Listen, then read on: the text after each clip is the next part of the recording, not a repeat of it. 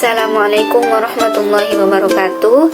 Kembali lagi bersama saya Pinkan Auralia Putri Indian dengan NIM 1242060010, mahasiswi pendidikan biologi Universitas Islam Negeri Sunan Gunung Jati Bandung dengan dosen pembimbing Ibu Asrianti Masud, SSI, MPD.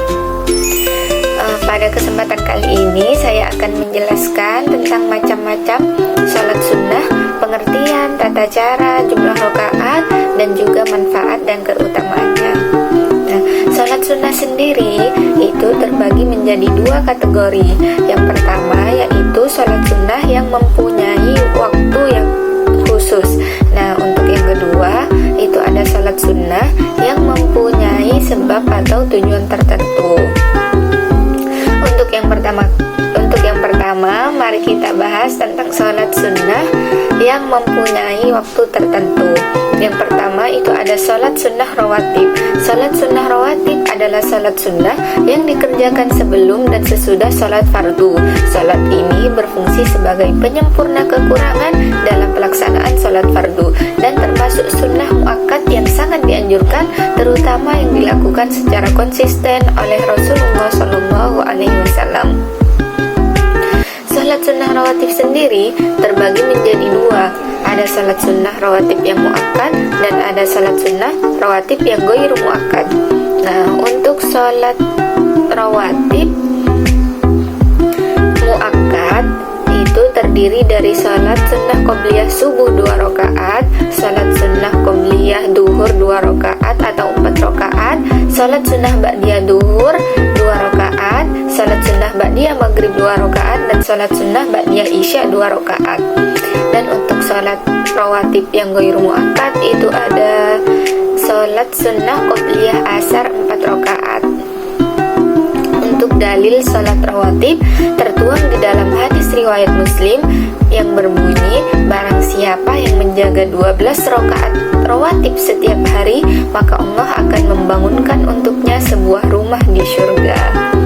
Dan untuk manfaat dan keutamaan sholat rawatib sendiri yaitu menyempurnakan kekurangan dalam sholat fardu, mendapatkan pahala besar dan rumah di surga, meningkatkan kualitas ibadah dan mendekatkan diri kepada Allah, membiasakan disiplin, kekhusyuan, dan cinta terhadap sholat, dan yang terakhir untuk memperoleh ketenangan hati dan pikiran. Untuk sholat sunnah yang kedua yaitu sholat sunnah 2 hari raya. Sholat sunnah 2 hari raya adalah sholat sunnah yang dilakukan pada hari raya Idul Fitri di tanggal 1 Syawal dan hari raya Idul Adha di tanggal 10 Dzulhijjah. Sholat ini dikerjakan secara berjamaah di lapangan atau masjid besar sebagai bentuk syukur kepada Allah Subhanahu wa Ta'ala atas nikmat dan kemenangan spiritual umat Islam. Nah, untuk waktu pelaksanaan sholat Idul Fitri dan Idul Adha itu dimulai setelah matahari terbit sekitar 15-20 menit waktu duha dan berakhir sebelum masuknya waktu duhur. Untuk keutamaan sholat Id sendiri yaitu menghidupkan sunnah Rasulullah SAW yang beliau tidak pernah meninggalkannya di setiap tahun.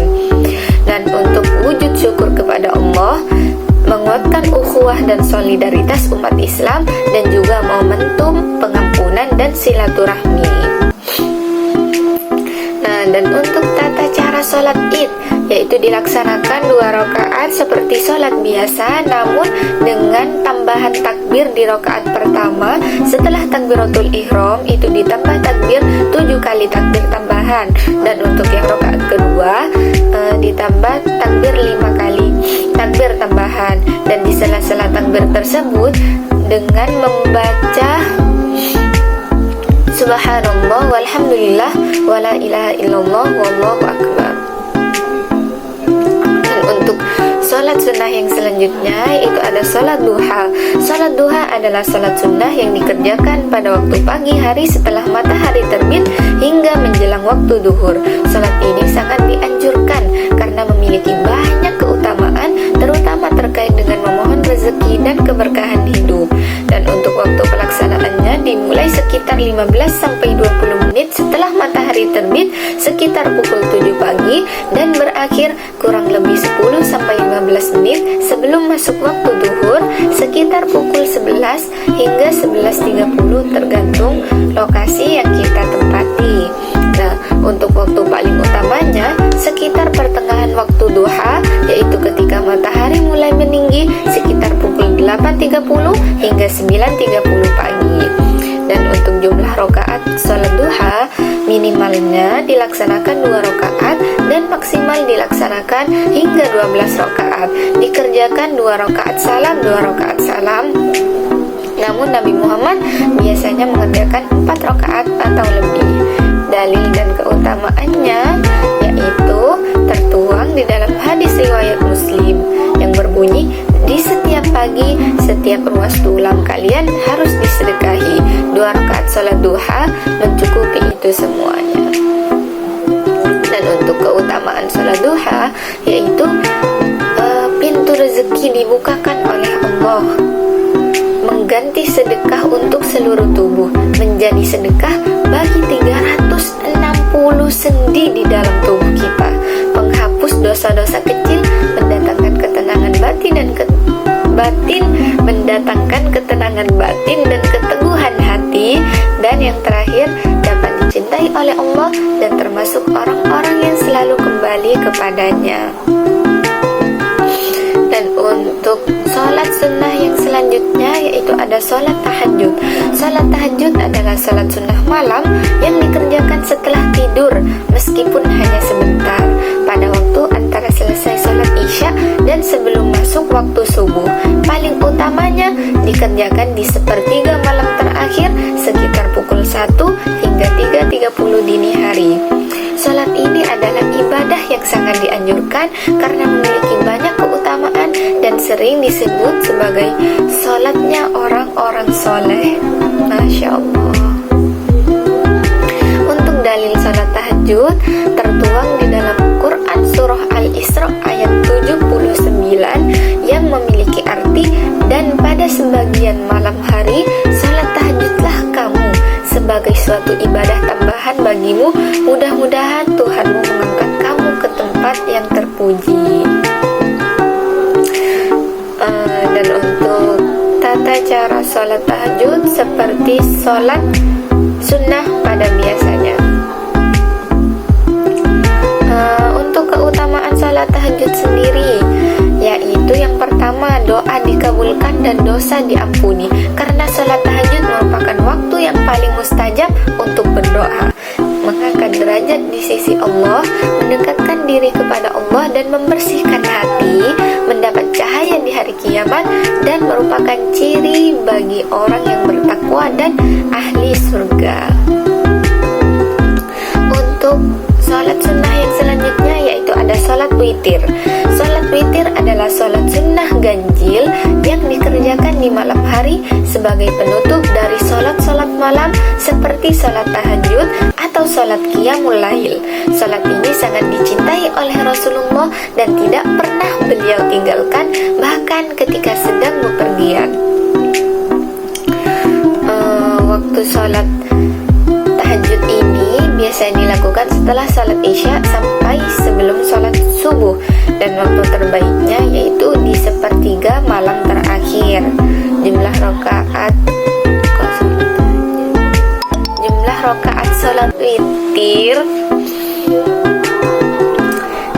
rakaat sholat witir ini minimal dilaksanakan 1 rakaat, yang paling sering dilakukan yaitu 3 rakaat, dan bisa juga hingga dilakukan 11 rakaat.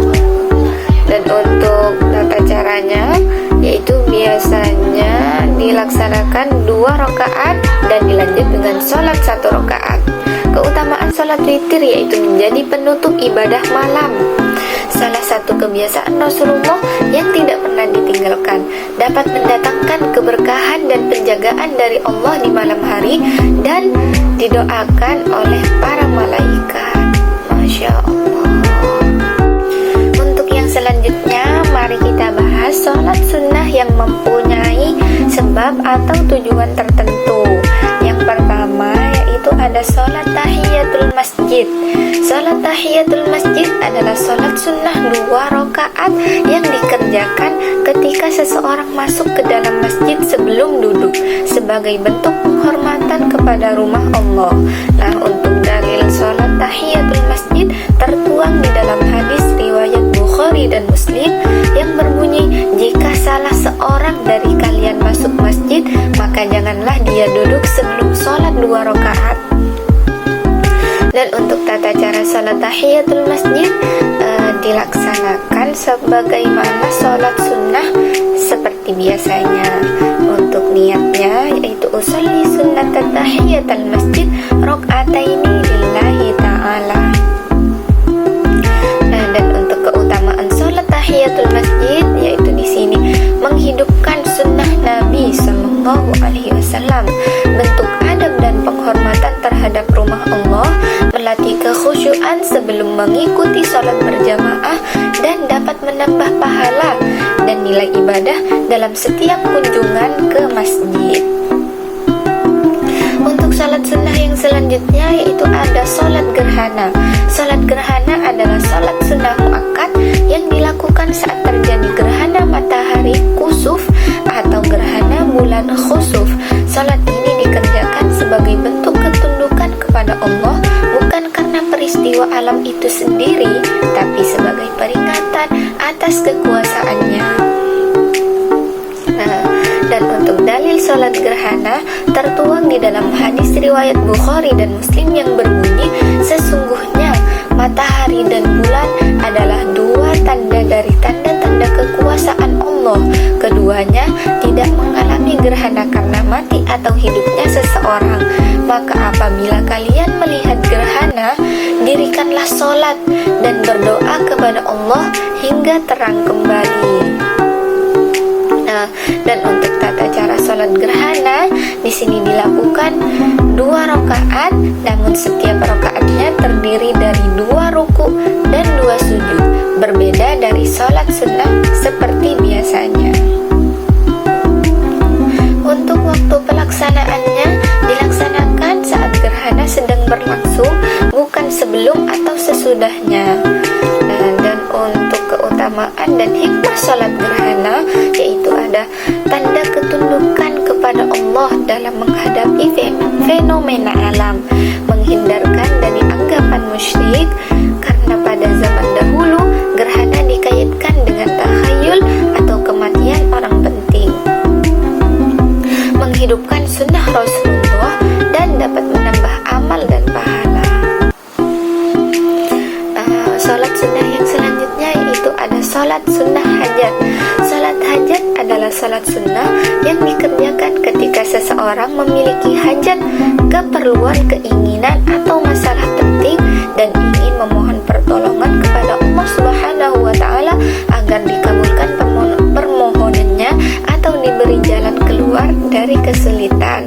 Untuk dalil sholat hajat tertuang di dalam hadis riwayat Ahmad.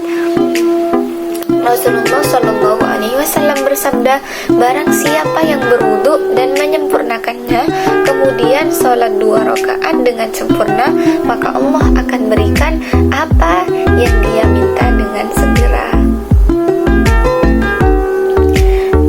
Dan untuk waktu terbaik melaksanakan sholat hajat yaitu di sepertiga malam terakhir. Dan untuk keutamaan sholat hajat yaitu dapat menjadi jalan mendekatkan diri kepada Allah, membuka pintu solusi dan kemudahan, menjadi sarana berdoa yang penuh dengan kekhusyuan, menenangkan jiwa saat dilanda masalah, dan mengamalkan sunnah Rasulullah Shallallahu Alaihi Wasallam dalam meminta pertolongan. Untuk yang selanjutnya ada sholat sunnah istikharah. Sholat istikharah adalah sholat sunnah 2 rakaat yang dikerjakan oleh seseorang yang sedang bingung atau ragu dalam memilih sesuatu, lalu dia ingin memohon petunjuk yang terbaik dari Allah. Untuk dalil salat istikharah tertuang di dalam hadis riwayat Bukhari. Rasulullah Shallallahu Alaihi Wasallam bersabda, jika salah seorang dari kalian berkeinginan melakukan suatu urusan, maka salatlah 2 rakaat selain salat wajib, lalu berdoalah dengan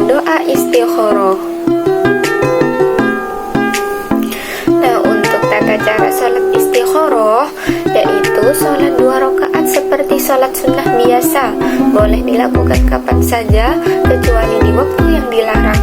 Setelah salam, kemudian membaca doa istikharah, dan setelah itu bertawakal dan menanti petunjuk dari Allah. Adapun doa istikharah yaitu Allahumma inni astakhiruka bi'ilmik wa astaqdiruka biqudratik. Nah, bagaimana sih kita dapat mengetahui petunjuk dari Allah itu akan datang? Petunjuk dari Allah bisa datang dalam bentuk keteguhan hati atau rasa yakin setelah berdoa, ketenangan pikiran, kemudahan jalan atau hambatan, dan kadang juga lewat mimpi. Nah, yang paling penting kita harus bertawakal dan melanjutkan usaha. Jika akhirnya Allah memberi jalan ke satu pilihan, itu adalah petunjuk yang terbaik. Nah, untuk keutamaan salat istikharah yaitu mendapat bimbingan langsung dari Allah, menenangkan hati saat bingung, membiasakan tawakal dalam mengambil keputusan, dan termasuk sunnah Rasulullah yang sangat bermanfaat untuk kehidupan. Adapun salat sunnah yang selanjutnya yaitu salat istisqa. Salat istisqa adalah salat sunnah yang dilakukan untuk memohon hujan kepada Allah ketika suatu daerah mengalami kemarau panjang atau kekeringan. Untuk dalil salat istisqa tertuang di dalam hadis riwayat Bukhari dan Muslim yang berbunyi, sesungguhnya Nabi SAW keluar menuju lapangan untuk salat istisqa. Lalu beliau salat 2 rakaat bersama kami dan berdoa meminta hujan kepada Allah. Untuk waktu pelaksanaannya dilaksanakan saat musim kemarau panjang, saat sumber air mulai mengering, atau ketika kebutuhan air sangat mendesak. Dikerjakan pada waktu duha sekitar pukul 7 hingga 10 pagi seperti sholat Id. Untuk tata cara sholat istisqa sendiri dilaksanakan 2 rakaat tanpa azan dan iqamah, hanya dengan seruan as-sholatu jami'ah. Dikerjakan berjamaah di tanah lapang dan imam mengeraskan bacaan, kemudian membaca surat yang panjang seperti contohnya surah Al-A'la dan surah Al-Ghasyiyah. Setelah sholat, imam menyampaikan khutbah 1 kali seperti khutbah sholat Id, dan imam dan jamaah dianjurkan membalikkan posisi selendang atau pakaian luar sebagai simbol perubahan keadaan. Dan untuk keutamaan salat istisqa sendiri yaitu sebagai tanda ketergantungan total kepada Allah dalam urusan rezeki, melatih rasa rendah diri dan keikhlasan umat, menguatkan solidaritas sosial, dan sebagai bentuk nyata ketundukan dan tawakal umat kepada Tuhannya. Dan untuk salat sunnah yang selanjutnya yaitu ada salat tasbih. Salat tasbih adalah salat sunnah 4 rakaat yang istimewa karena di dalamnya dibaca tasbih sebanyak 300 kali. Salat ini bertujuan untuk memohon ampunan dan mendekatkan diri kepada Allah melalui dzikir yang berlimpah. Dan untuk dalil salat tasbih yaitu tertuang di dalam hadis riwayat Abu Daud dan Tirmizi. Rasulullah SAW bersabda kepada pamannya Abbas bin Abdul Muthalib, "Wahai Abbas pamanku, aku ingin memberimu, mengajarkanmu sesuatu yang jika kamu lakukan, Allah akan mengampuni dosamu, baik yang lama maupun yang baru." Untuk tata cara salat tasbih dilaksanakan 4 rakaat, bisa sekali salam ataupun 2 rakaat 2 rakaat. Untuk bacaan tasbih di dalam bagian-bagian sholat yaitu membaca 15 kali tasbih sebelum ruku, membaca 10 kali tasbih ketika ruku, membaca 10 kali tasbih saat i'tidal, membaca 10 kali tasbih saat sujud pertama, membaca 10 kali tasbih saat duduk di antara 2 sujud, membaca 10 kali tasbih di saat sujud kedua, dan membaca 10 kali tasbih di saat bangun dari sujud.